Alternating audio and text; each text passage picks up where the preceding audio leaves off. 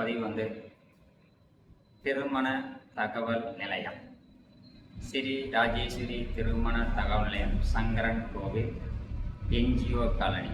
எங்களுக்கு கிளைகள் எதுவுமே வேறு இல்லை, இந்த ஒரு நிறுவனம் மட்டுமே. நாம் வந்து 25 வருஷமாக ஸ்ரீ ராஜேஸ்வரி திருமண தகவல் நிலையம் அனைத்து இன மக்களுக்குமே நம்ம பார்த்து கொடுக்குறோம். முதல் மனம் மறுமணம். இங்கே வந்து பார்த்திங்கன்னா பதிவு கட்டணம் ஒன்று வச்சுருக்குறோம், மினிமம் 1000 ரூபாய்.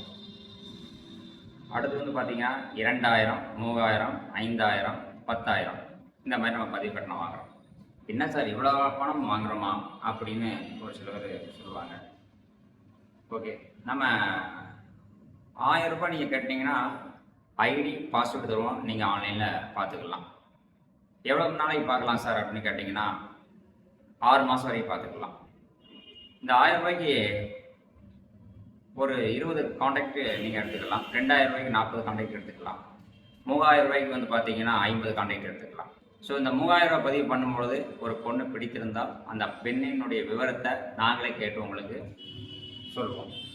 5000 ரூபாய்க்கு ஒரு பதிவு இருக்குது. அந்த 5000 ரூபாய்க்கு பதிவு என்னென்னு கேட்டிங்கன்னா நாங்கள் வந்து என்ன பண்ணுவோம்னு கேட்டிங்கன்னா ஒவ்வொரு வீடாக பேசி உங்களுக்கு அனுப்புவோம்.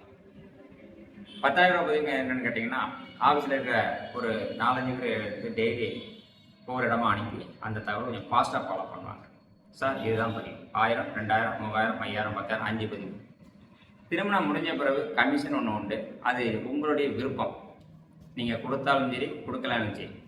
ஏன்னா நீங்கள் கொடுக்குறேன்னு சொன்னால் வாக்குறுதி சொன்னீங்கன்னா அந்த அமௌண்ட் எங்களுக்கு கொடுக்கணும். ஏன்னா எங்களுடைய அலுவலகத்தில் என்ன பண்ணுவோம்னா, எப்போ இவர் வந்து ஒரு 10,000 தரேன்னு இருக்காரு, 20,000 தரேன், 50,000 தரேன், 1 லட்சம் தரேன் அப்படிங்கிற சொன்னால் அதில் உங்களுக்கு இல்லை அமௌண்ட் தரேன்னு நான் சொல்லியிருக்கேன். அப்போது நீங்கள் அந்த அமௌண்ட் கண்டிப்பாக தாரன்னு சொன்னால் அதை நீங்கள் கொடுத்துறோம். சரிங்களா? உங்களால் எவ்வளவு தர முடியுமோ அது. ஸோ இப்போ இது ஏன் இதை நான் சொல்கிறேன் அப்படின்னா, பதிவு கட்டணம் எவ்வளவு அப்படின்னு கேட்குறதுனால இந்த விவரத்தை நான் சொல்கிறேன். ஸ்ரீ ராஜேஸ்வரி திருமண தகவல் நிலையம் வந்து பார்த்தீங்கன்னா சங்கரன் கோவிலில் மட்டும்தான் இருக்குது. 25 வருஷமாக பண்ணிகிட்டு இருக்கோம். இதுவரையில் 2,68,000 பதிவுகள் பண்ணியிருக்கிறோம். சரிண்ணா? அதில் நிறைய பதிவுகள் முடிந்து விட்டு. சரி, இதில் எப்படி சார் நீங்கள் ஜாதகங்கள் கிடைக்கிது அப்படின்னு சிலர் கேட்பாங்க. நாங்கள் எப்படி பண்ணுறோம் அப்படிங்கிற நான் உங்களுக்கு தெளிவாக சொல்லியிருந்தேன். எங்களுக்கு நீங்கள் வந்து இந்த எங்களுடைய பேப்பர் விளம்பரம், ஆன்லைன் விளம்பரம் இதெல்லாம் பார்த்துட்டு நீங்கள் வர்றீங்க. ஒரு சிலர் திருமணம் நாங்கள் முடிச்சு விட்ருப்போம், அவங்க மூலிமா வருது. இன்னும் ஒரு சில ஜாதகங்கள் எப்படி வருதுன்னா, எங்களுக்கு திருமண புரோக்கர்கள்லாம் இருக்காங்க இல்லையா, அப்போ அவங்களுக்கு நாங்கள் 2 பேருமே என்னென்னா முடிச்ச ஒரு கமிஷன் கிடைக்கணும் அப்படிங்கிற எண்ணத்தில் நான் ஒரு 10 ஜாதகம் கொடுத்தோம்னா அவர் எனக்கு ஒரு 10 ஜாதகம் கொடுப்பாரு. ஸோ அப்படியும் எனக்கு வரும். அப்போ நாங்கள் என்ன செய்வோம்னா முடியாதுன்னு கேட்போம். அப்போ முடிஞ்சதுன்னா நாங்கள் அந்த ப்ரொஃபைலை வந்து என்னென்னா தூர வச்சுக்குவோம். முடியலன்னா எங்கள் ஆன்லைனில் எங்களுடைய கம்ப்யூட்டரில் ஏற்றுவோம். சரிதான்? இதுதான் சார் இப்போ பண்ணிகிட்டு இருக்கோம். இப்போ இதில் வந்து என்ன ஒரு விஷயம்னா, ஒரு சில அமைப்பாளர்கள் புரோக்கர்கள் இருக்காங்க இல்லையா, அவங்க வந்து கொஞ்சம் கஷ்டப்பட்டவங்களாக இருப்பாங்க. அப்போ அவங்க என்ன செய்வாங்கன்னா அவங்கள்ட்ட இருக்கிற ஜாதகப்புறம் எங்கள்கிட்ட கொண்டாந்து கொடுத்துட்டு கொஞ்சம் சில ரூபா கேட்பாங்க. அதுவும் நம்ம கொடுத்துருவோம். சரிங்க, நாங்கள் முடிஞ்சதுன்னா உங்களுக்கு கமிஷன் தருவோம் அப்படிங்கிறத நம்ம சொல்லிடுவோம். இதுதான் இங்கே உள்ள நிலவரங்கள். ஏன்னா இதை வந்து ஒரு சில பேர் வந்து மேட்ரிமோனினாலே ஒரு தவறான கருத்தை சொல்கிறாங்க. ஸோ மேட்ரிமோனியில் வந்து பார்த்தீங்கன்னா நீங்கள் பதிவு பண்ணிங்கன்னா உங்களுக்கு கான்டாக்ட் நம்பர் வந்து நீங்கள் பேசணும். நீங்கள் பேச முடியலைன்னா அதுக்கான அமௌண்ட்டை எங்கள் நிறுவனத்தை கட்டிட்டீங்கன்னா நீங்கள் பேசுவாங்க. அடுத்து நீங்கள் பணம் கட்டியாச்சு அப்படின்னு பேசாமல் இருக்கக்கூடாது. வாரத்தில் ஒரு நாளாவது கால் பண்ணி நீங்கள் வந்து இந்த மாதிரி எங்களுடைய பையனுக்கோ பொண்ணுக்கோ நாங்கள் பதிஞ்சிருந்தோம், வரன் எதுவும் வந்திருக்கா அப்படின்னு கேளுங்க. ஒரு சிலவர் இதுக்கு சொல்லுவாங்க, நாங்கள் எத்தனை நேரம் ஃபோன் பண்ணுறது அப்படின்னு சொல்லுவாங்க. நல்ல கேள்வி. அப்போ நீங்கள் அதற்கான அமௌண்ட்டை நீங்கள் கொடுத்துருந்தீங்கன்னா அதுக்கான ஆட்களை நாங்கள் இது பண்ணியிருக்கோம். சார் ஒரு ஆளுக்கு இன்றைக்கி ஒரு நபருக்கு வந்து இன்றைக்கி சேலரி வந்து எவ்வளோ கேட்குறாங்க, இன்றைக்கி விலைவாசி என்ன அப்படின்னு உங்களுக்கே தெரியும். நீங்கள் ஒரு டைம் இருந்து நீங்கள் வெளியில் வந்தாலே அன்றைக்கி எவ்வளோ ரூபா செலவாகுது, குறைந்து 500 ரூபா செலவாகுது. அப்போ அதற்கான அமௌண்ட்டே நீங்கள் கொடுக்கணும். நாங்கள் இவ்வளோ பெரிய நிறுவனம் வச்சுருக்கிறோம், அப்போ அத்தனை பேருக்கு ஆட்கள் வேலைக்கு போடுறோம், அவங்க சேலரி கொடுக்கணும். அப்போ பணம் கொடுக்குற நபருக்கு தானே சார் முதல் ப்ரியாரிட்டி. சரிண்ணா? அதனால் நீங்கள் புரிஞ்சுக்கணும். உங்களுக்கு இந்த வீடியோவை பார்த்துட்டு என்னென்ன குறை இருக்குதுன்னு சொல்லுங்கள், அதுக்கு ஏதாவது நாங்கள் ஃபாலோ பண்ணி தரோம். சரிங்களா? அடுத்து ஒரு விஷயம், ஒவ்வொரு வாரமும் ஞாயிற்றுக்கிழமை அன்றைக்கி ஏன் ஞாயிற்றுக்கிழமை வச்சுருக்கோம்னா அன்றைக்கி உங்களுக்கு வந்து பேரண்ட்ஸ்க்கு வந்து கொஞ்சம் ஃப்ரீயாக இருக்கும். அன்னைக்கு நேரில் வாங்க. நேரில் வந்து 5000 10,000 கட்டின நபர்களை என்ன செய்யணும், உடனடியாக ஒரு 50 கான்டாக்ட் எடுக்கிறோம். ஒரு 10 பேர் இங்கே வேலைக்கு இருக்காங்க, ஆளுக்கு 5 கொடுத்து இந்த 50 வீட்லேயும் இந்த மாதிரி பெண் வீட்டிலேருந்து வந்திருக்காங்க, பையன் வீட்டிலேருந்து வந்திருக்காங்க அப்படின்னு சொல்லி உங்களை நேரடியாக பேச வைக்கிறோம். அப்போ நேரடியாக பேசும் பொழுது நமக்கு சொந்த பந்தங்கள் சம்பந்த வழி சொல்லும் பொழுது படிப்பு கூட ஒரு விஷயம் கிடையாது. ஒரு பொண்ணு வந்து டிகிரி படிச்சிருக்கோம், ஒரு 10ஆம் கிளாஸ் 8ஆம் கிளாஸ் படித்த பையனை கூட முடியுது வாய்ப்பு. ஏன் இதை சொல்கிறேன்னா, பசங்க எல்லாருமே வந்து பார்த்தீங்கன்னா தொழில்னு போயிடுறாங்க. ஆனால் பெண்கள் எல்லாருமே படிப்புன்னு போயிடுறாங்க இன்னைக்கு. அதனால படிக்காத பெண்கள் எங்கேயுமே கிடையாது. எங்கள் நிறுவனத்தில் மட்டும் என்ன படிக்காத பெண்கள் எவ்வளோ இருக்குது ஆன்லைனில் பார்த்தாலே தெரியும். ஒவ்வொரு சமுதாயத்திலையுமே ஒரு குறைந்தபட்சம் ஒரு 10 பொண்ணு தான் படிக்காத பொண்ணு இருக்கு. எல்லாமே படிக்க போயிடுறாங்க. ஒரே ஒரு விஷயம் இந்த இடத்துல நான் உங்களுக்கு சொல்கிறேன். நான் பேசுறது வந்து எத்தனை பேருக்கு பிடிக்கும்னு தெரியாது, பிடிக்கலன்னு தெரியாது. அதை பற்றி வருத்தப்படலை. என்னுடைய தகவல் நான் உங்களுக்கு சொல்லணும். அதாவது பெண்ணை பெற்ற பெற்றோர்களுக்கு ஒரு பதிவு இது. ஒவ்வொருத்தருமே பையன் படிச்சுக்கிறானா, படிப்பு மெயினாக பார்க்குறீங்க. ஓகே, ஒத்துக்கிறேன். இந்த படிப்புக்கு நான் ஒரு விஷயம் சொல்லணுமா? இப்போ எங்களுடைய நிறுவனத்தில் எல்லாருமே காலேஜ் படிச்சுட்டு வந்து 5 வருஷம் காலேஜுங்கிறது வந்து 3 to 5 வருஷம் காலேஜ் இருக்குது. 3 to 5 வருஷம் காலேஜ் படிச்சுட்டு எங்களுடைய நிறுவனத்திலே வேலை பார்க்குறாங்க. இந்த சங்கரன் கோயில் எடுத்துக்கோங்க, சிவகாசி எடுத்துக்கோங்க, எவ்வளோ சார் சம்பளம்? ஒரு 10,000 ரூபாய் சம்பளம் கிடையாது, பெரிய விஷயம். இப்போ என்னுடைய நிறுவனம், நம்மளுடைய நிறுவனம் ஸ்ரீ ராஜேஸ்வரி திருமண தகவல் நிலையத்துக்குள்ள 50 பேருக்கு நான் வேலை கொடுக்குறேன்.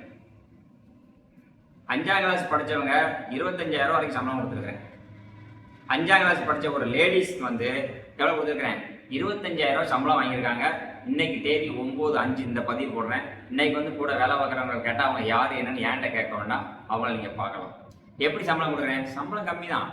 9 மணிலேருந்து 7 மணி வரைக்கும் பார்க்குறதுக்கு 7,000 ரூபா தான் சம்பளம். ஆனால் இன்சென்டிவ் நிறையா கொடுக்குறேன்.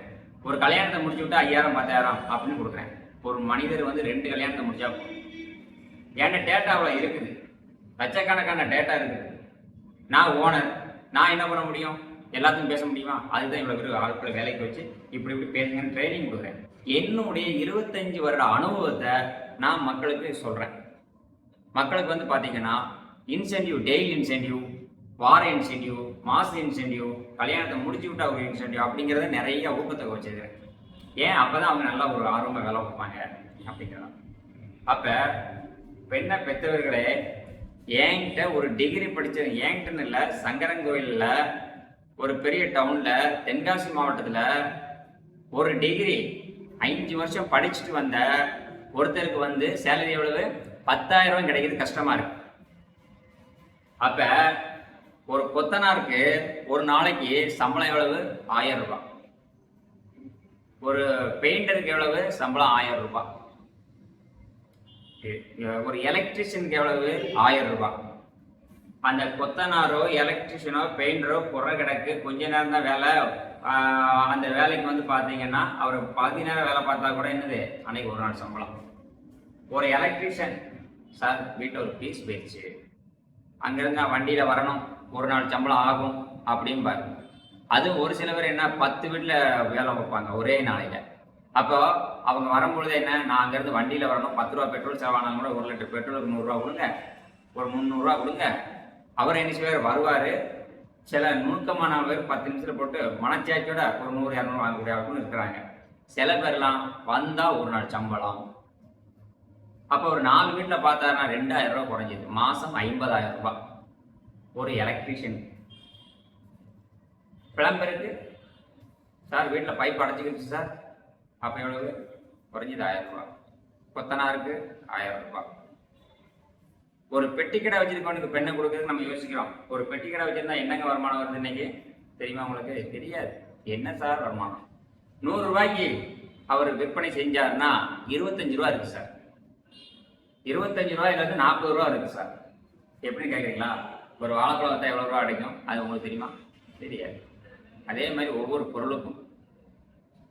பொருளுக்கும் நீங்கள் பெண் கொடுக்குற பெற்றோர்களுக்கு நான் சொல்வது என்னன்னா, ஒரு கம்பெனியில் வேலை பார்க்குறாங்கன்னா நிரந்தரமாக எந்த கம்பெனி இன்னைக்கு உள்ள சூழ்நிலை கிடையாது.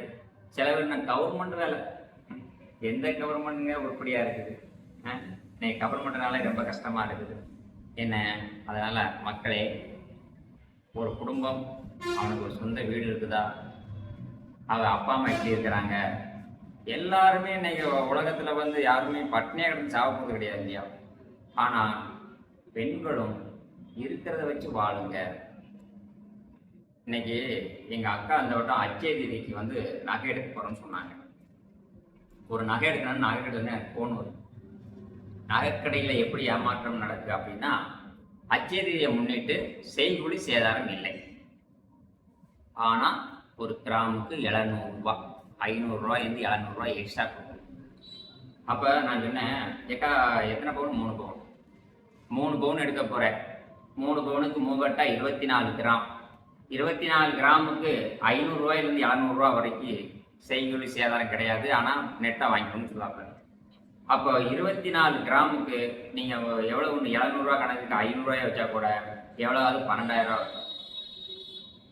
ஆனால் செய்கூலி கிடையாது, சேதாரம் கிடையாது. சரிண்ணா? அப்போ அவர் 700 ரூபா வச்சாருன்னா கிட்டத்தட்ட 15,000 ஆச்சு. 3 பவுன் எடுக்குது 15,000 ரூபா. ஆனால் செய்கூலி சேதாரம் என்பது ஒரு கிராமுக்கு எவ்வளவு அப்படின்னு ஒரு சில இடங்களில் கரெக்டாக சொல்லுவாங்க. சில பேர் 1 லட்ச ரூபாய்க்கு பொருள் வாங்கினா செய்கூலி சேதாரம் 3%, 5, 7, 12. அதாவது 1 லட்ச ரூபாய்க்கு 2,000, 3,000, 5,000, 10,000 இந்த மாதிரி வச்சுருக்குறாங்க. பழிச்சுக்கிட்டு அவங்க வாங்குவாங்க. சரிண்ணா? இதை ஏன் சொல்கிறேன் அப்படின்னா, நகைக்கடையில் வந்து இந்த மாதிரிலாம் இருக்குது. என்ன சில விஷயங்கள் நீங்கள் புரிஞ்சுக்கணுங்காக சொல்கிறேன். என்னுடைய பேச்சை கேட்டீங்கன்னா நிறைய அனுபவத்தை தான் நான் உங்களுக்கு சொல்லுவேன். ஒரு சில பேருக்கு இது பிடிக்காது, எல்லாருக்கும் பிடிக்குன்னு சொல்ல. அதனால் கமெண்ட்ஸில் நீங்கள் நான் பேசுகிறதும் பிடிக்கலைன்னா கமெண்ட் போடுங்க. நான் இன்றைக்கி ஒவ்வொரு கமெண்ட்டும் பார்த்து நான் வந்து அதை பார்த்து கொடுக்குறேன். மக்களே, சங்கரங்கோவில் ராஜேஸ்வரி திருமண தகவல் நிலையத்தில் வேலைக்கு ஆட்கள் எடுத்துக்கிட்டு இருக்கோம். 25 பேர் ஆட்கள் எடுத்துக்கிட்டு இருக்கோம். யாராவது உங்கள் குடும்பத்தில் வேலைக்கு ஆள் இருந்தாலும் அனுப்பி விடுங்க. அடுத்து எல்லா சமுதாயத்துக்கும் வரன்னு பார்த்து கொடுக்குறோம். மினிமம் நீங்கள் 1000 ரூபாய் கட்டி பதிஞ்சுக்கோங்க. உங்களுக்கு நீங்கள் 1000 ரூபாய் கட்டி பதிஞ்சிங்கன்னா ஆன்லைனில் பார்த்து அவங்களே கூப்பிடுவாங்க. கூப்பிடும்போது பிடிச்சாலும் பிடிக்கலான்னு மரியாதையாக பேசுங்க. எங்கள் அலுவலகத்துலேருந்து பேசினாலும் முடிஞ்சது எடுத்து விடுங்கன்னு ஒரு வாரத்துக்கு சொல்லிட்டு கட் பண்ணியிருக்கேன். நீங்கள் அதை விட்டுட்டு யார் கொடுத்தா எவ்வளோ கொடுத்தா தேவையில்லாமல் நீங்கள் திட்டி அவங்களுக்கும் மன உளைச்சல் ஆக வேண்டாம், அவங்களும் உங்களுக்கு மன உளைச்சல் கொடுக்க வேண்டாம். ஒரு விஷயம் நல்லா தெரிஞ்சுக்கோங்க, ஒவ்வொரு வீட்லேயும் ஒரு பெண்ணும் கண்ணீர் விடக்கூடாது, ஒரு பெண் கஷ்டப்படக்கூடாது. கஷ்டப்பட்டால் அந்த குடும்பமோ நிறுவனமோ நல்லா இருக்காது. சரிங்களா? அதனால நான் இப்போ சொல்லக்கூடிய விஷயங்கள்லாம் என்னன்னு கேட்டிங்கன்னா, திருமணத்தை பற்றி தான் சொல்கிறேன். பெண்கள் வீட்டார் கவனத்துக்கு நீங்கள் ஒரு படித்த மாப்பிள்ளையா அப்படின்னு நீங்கள் பார்க்குறத விட பண்புள்ள மனிதராக பாருங்கள். இன்றைக்கி நிறையா பேர் வந்து பார்த்தீங்கன்னா 5 வருஷம் காலேஜ் முடிக்கிறாங்க. 5 வருஷம் காலேஜ் முடிச்சுட்டு அவங்களுக்கான வேலை வாய்ப்பு கிடைக்க மாட்டேங்குது. இன்னும் நேற்று கூட செய்தியில் பாருங்கள், கலெக்டர்கிட்ட கொண்டு போய் மனு கொடுத்துக்கிறாங்க. வேலை வாங்கி தருவதுன்னு சொல்லி ஆளுக்கு 5-5 லட்சம் கட்டணும், எங்களுக்கு பணத்தை வாங்கி கொடுங்க. பணம் கொடுக்குறதும் தப்பு, வட்டி கொடுக்குறதும் தப்புன்றாங்க, லஞ்சம் கொடுக்குறதும் தப்புன்றாங்க. நம்ம வேலைக்கு நீங்கள் லஞ்சம் தானே கொடுக்குறீங்க. என்ன பணத்துக்கு அப்பா உங்களை தான் நீங்கள் உள்ளே போடுவாங்க. கிடைக்கிற வேலையை பாருங்கள். என்ன அதே மாதிரி நம்ம ராஜேஸ்வரி திருமண தகவல் நிலையத்தில் பெண் வீட்டுக்காரங்க அதை மட்டும் சொல்ல, மாப்பிள்ளை வீட்டுக்காரங்களும் பார்த்தீங்கன்னா எனக்கு நகை அவ்வளோ கொடுங்க எவ்வளோ கொடுங்க, இன்றைக்கி ஒரு நகை 1 லட்ச ரூபாய். சரிண்ணா, நான் ஏன் பிள்ளைக்கு இவ்வளோ நகை போட்டேன் அப்படின்னு நகை கேட்குறீங்க. அப்போ அவங்க நகை கேட்கும்போது இந்த வீட்டில் இப்போவுமே இவ்வளோ நகை இருக்குங்க, நம்மளால் செய்ய முடியாது அப்படின்னு சொல்லிடுறாங்க. இன்னும் ஒரு சிலவர் என்னென்னா நகையே வேண்டாம் அப்படின்னு சொல்கிறாங்க. அதே மாதிரி ஒரு பெண் நம்ம வீட்டுக்கு வருதுன்னா நமக்கு மகான் அப்படின்னா நமக்கும் ஒரு மகாலாக நினைங்க. மகாலாக நினைச்சா பிரச்சனையே இல்லை. இன்றைக்கி வந்து பார்த்தீங்கன்னா செல்ஃபோன், இந்த செல்ஃபோனால் ஒன்றுமே பண்ண முடியல. சாப்பாடு சாப்பிடும்போது கூட செல்லு, ஒரு 5 நிமிஷம் கூட அதுக்கு ஓய்வே கிடையாது. சார்ஜ் போட்டுக்கிட்டே நம்ம பேசுகிறோம். அதனால் குடும்பத்தில் முதல்ல சாப்பிடும் பொழுதாவது செல்லை ஆஃப் பண்ணி வச்சுட்டு கொஞ்சம் இருந்து ஃப்ரீயாக இருந்து ஒன்றோட சாப்பிடுங்க. ஒரு 4 பேருக்கு அதாவது மனம் விட்டு பேசுங்க. குடும்பத்தில் கொஞ்சம் மனம் விட்டு பேசினாலே கொஞ்சம் பாசங்கள் புரிதல்கள் எல்லாமே கிடைக்கும். அதனால் சொல்லிவிட்டு நான் லாஸ்ட்டாக சொல்கிறேன், திருமணம் என்பது ஒரு உறவை ஒரு புது உறவு நமக்கு ஏற்படுத்துறதுக்கு வந்து